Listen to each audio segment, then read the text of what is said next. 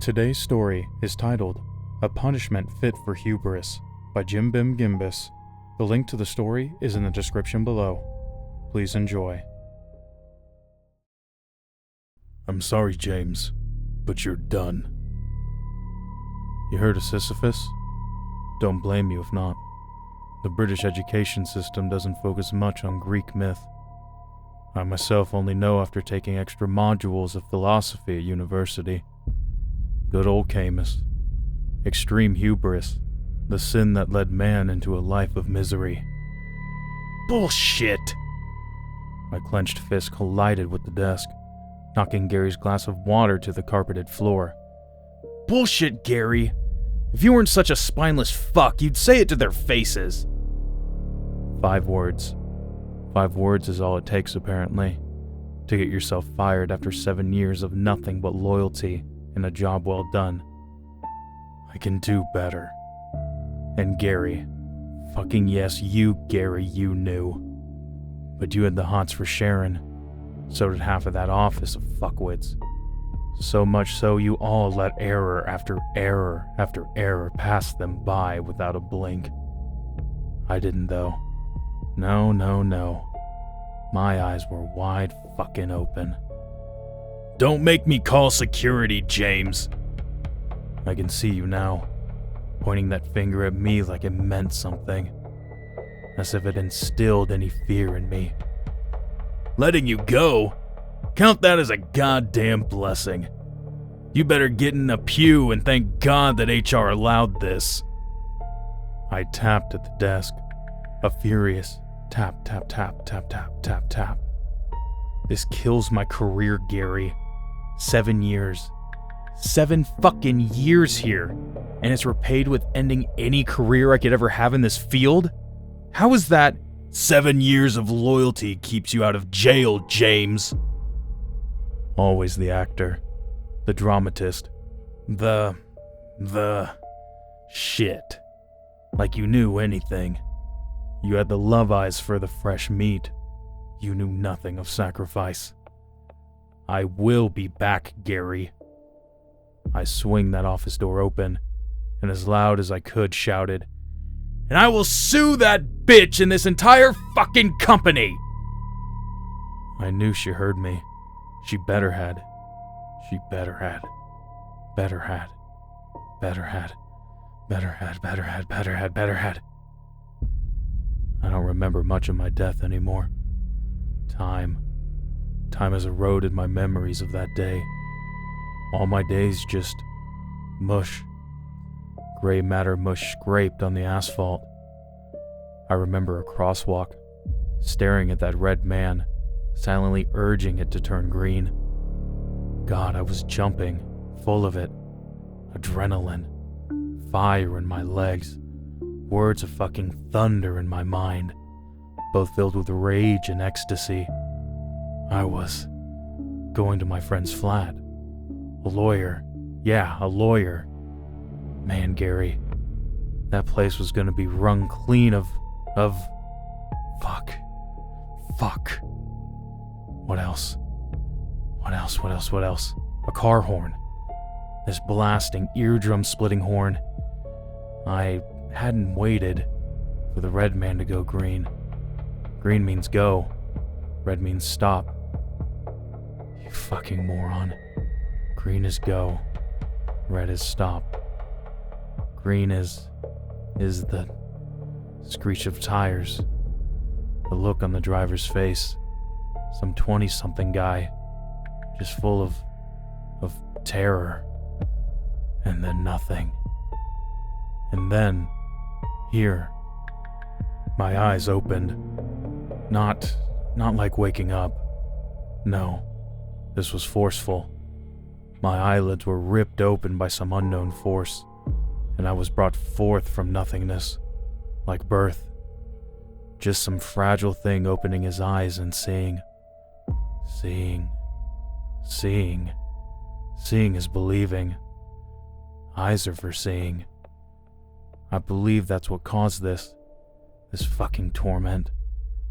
Opening my eyes, allowing myself to see.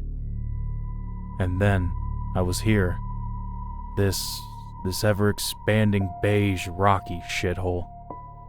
At first, you know, Gary, I thought my vision was blurred. Just dust in my eyes.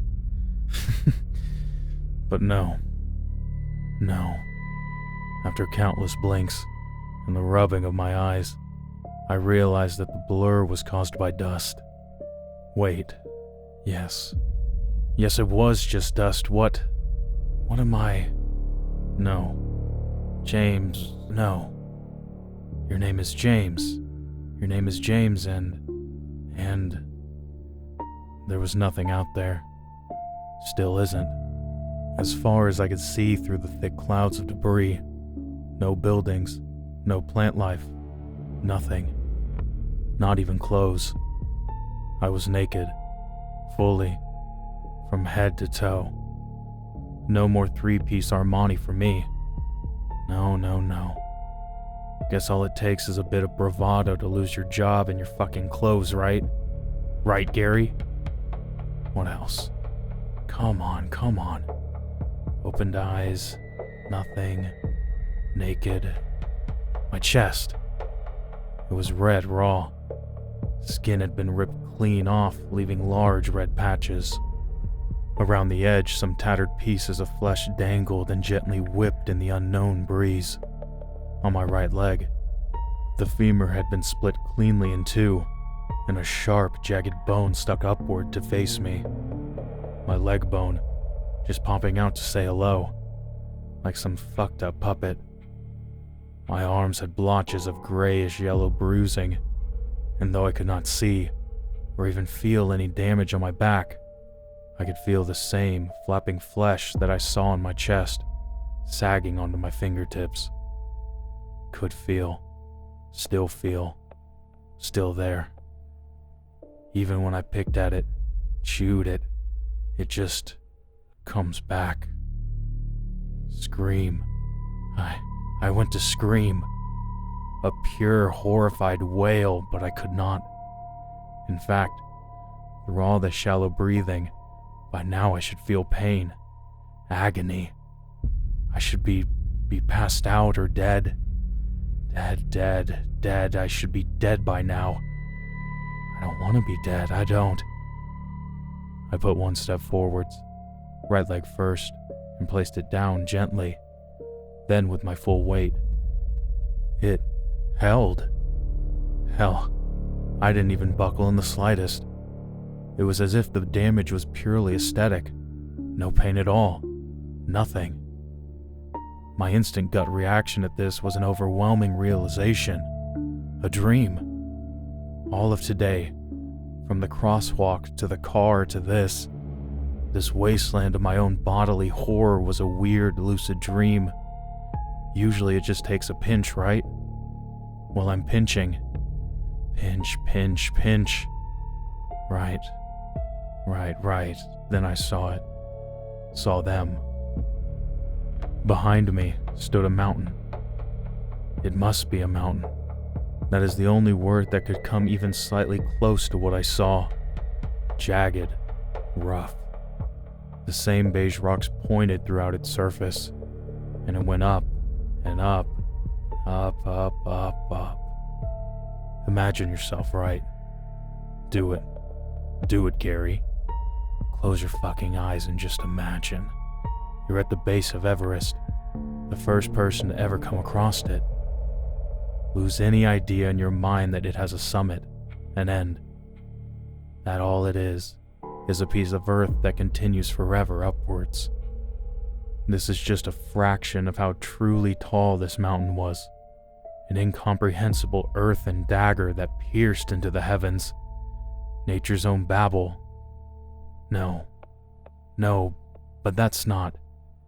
It was just rocks. Fucking rocks. At the base was fuck. A group of men and women all naked. Their ages range from mid-30s adult to senior, an amalgamation of smooth skin and crow's feet. They were all horribly disfigured in one way or another, and I knew some of them. Maybe you did too. Henry Crane, 47, died falling from the 10th floor of his office building. Deborah Davis, 58, shot 5 times in the chest by her ex-husband. Cheated on him. Cheater, cheater, cheater. Carlos de Silva, 28, Terry Jenkins, 47, Mary, Jennifer, John Doe, Jane Doe, John, Jane, John, Jane, John, Jane, John. Fuck, no. The people, they were some people who I had known vaguely, just by news headlines. And God, they were all just fucked. Many had arms which jutted outwards in crude angles, knees which twisted and brought the end of their legs into strange footing. Heads were pushed inwards, and some had one eye missing completely. One of them, an elderly man, had lost both his feet. He stood, however, on his sharpened shin bone, which had been brought to a point and dug into the rocky ground. Each one of them was looking at me, even those with one eye only. It felt as if they could see through the empty socket, right at me. I went to scream and just... I felt my face, from the top of my head, slowly down past my temples, and right where my lower jaw should have sat, it instead jutted violently to the right. My jaw was broken. I couldn't speak, can't speak, no speaking. No speaking, just think. Movement. At once, the group all moved their left arm, some straight, some bent with hands pointed away from me, but all followed the same gesture, a beckoning gesture. They wanted me to join them. I did not share the same feeling, but as I went to turn away from them, to try my best at getting away from this place, I instead found myself in line with them, just there, no rhyme or reason. A woman with one eye missing to my left, and the old man with pointed shins for feet on my right. I tried to talk to them, a semblance of a word, to make sense of how I had moved to join them, but only wet, gurgled groans came out. Wet, stupid noises. A gargling baby. A thunderous vibration began, and the ground began to shake violently, and from it emerged a gigantic, round, gray boulder. A fucking boulder. At once, everyone, all the Deborahs and Terrys and Carloses, placed their hands on the boulder. No hesitation at all. I stood in awe. It was huge. Easily the size of a fucking house. Perfectly spherical and smooth. And I just put my hands on it. I don't know why, Gary, I just did. It was cold. The first true sensation I'd felt since being here minus my own skin. Cold and smooth. And then there it was. That mountain. That fucking mountain.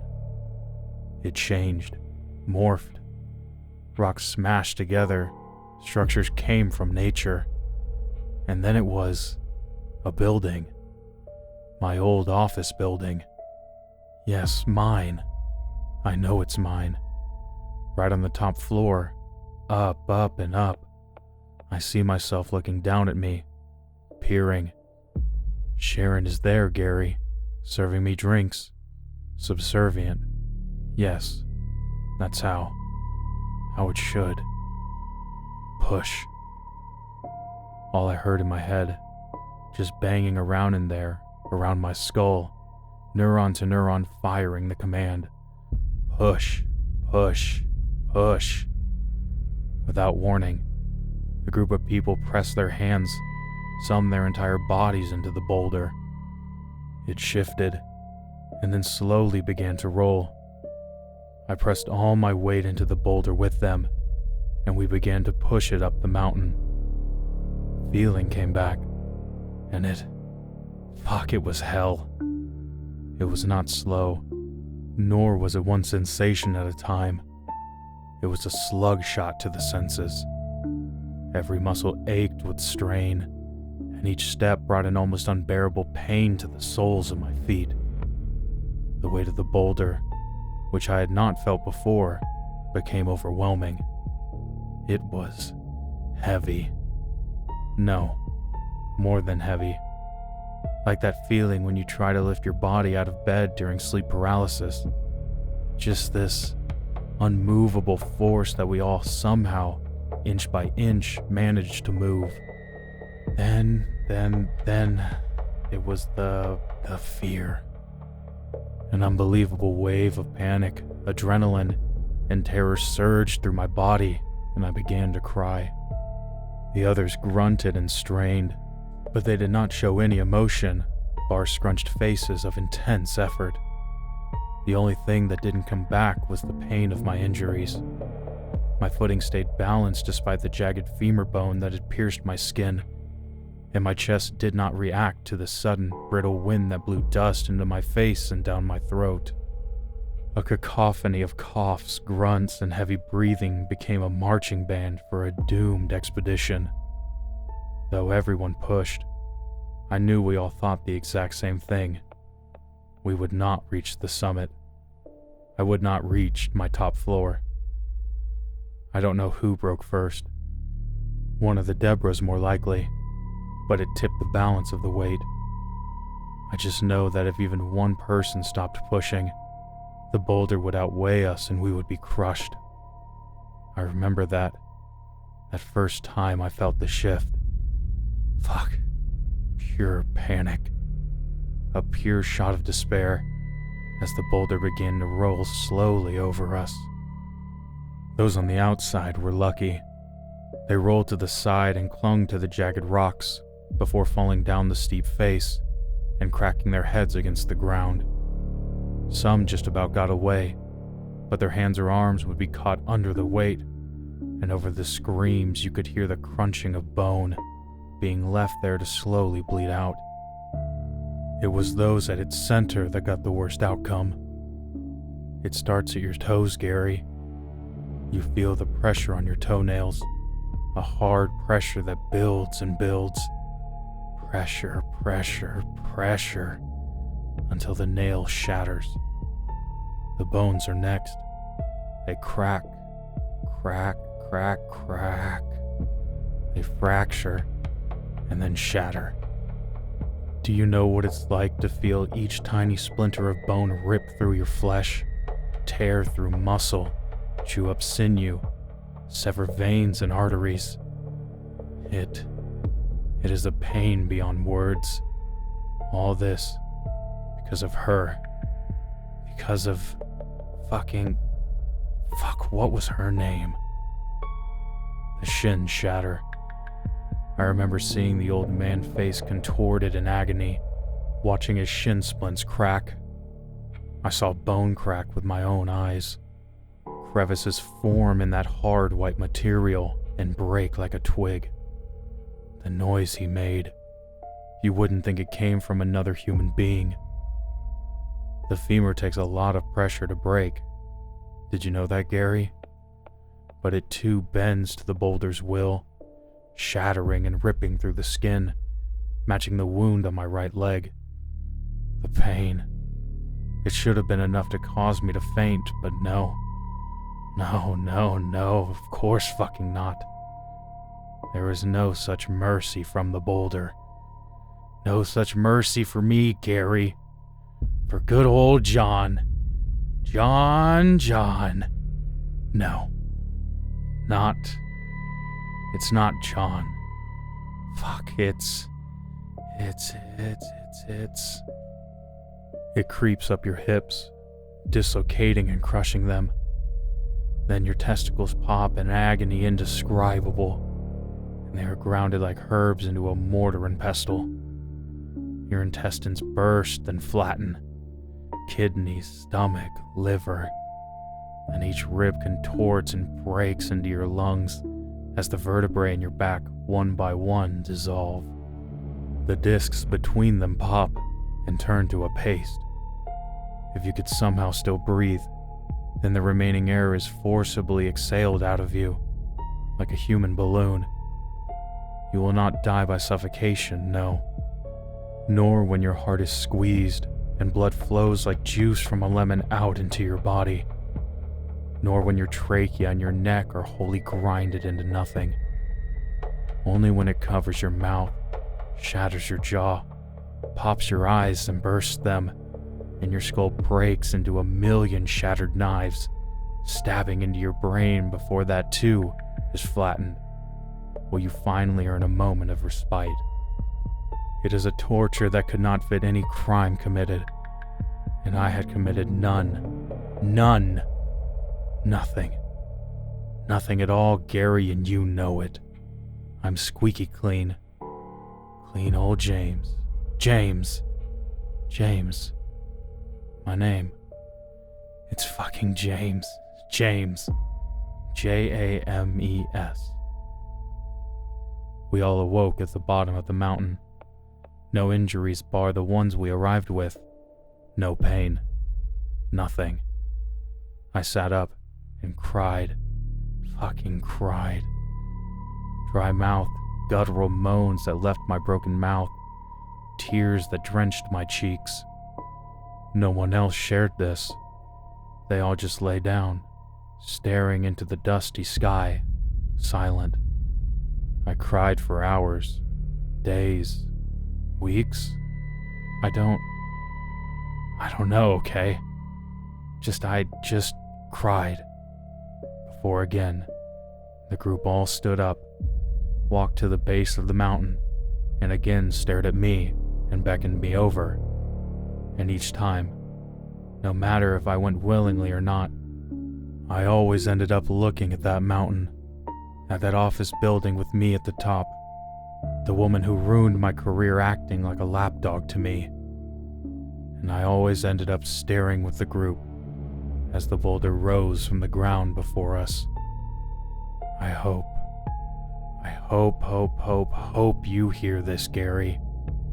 That somehow my thoughts, my mind, my fucking mind you tossed away, is strong enough for you to hear me say all this. To feel the pain I feel each time I roll that fucking boulder. That somewhere, you and Sharon, who I know, oh I know, you're fucking hearing my pain. Because I roll up the floors of that building, my building, and when I get to the top, I will revel in pushing you off and hearing your bones crumble under the impact with the ground. And I hope you don't die. Oh, I hope you don't. So you can see what I turned this building into, what I turned Sharon into. I should have finished what I started. Should have pushed her to stupid, incompetent bitch. I swear to you, I will get back up to you. My name is James. James. My name is my name is... You heard of Sisyphus? Don't blame you. Educational systems don't focus much on myself. Modules of philosophy at university. Good extreme hubris. The sin of misery.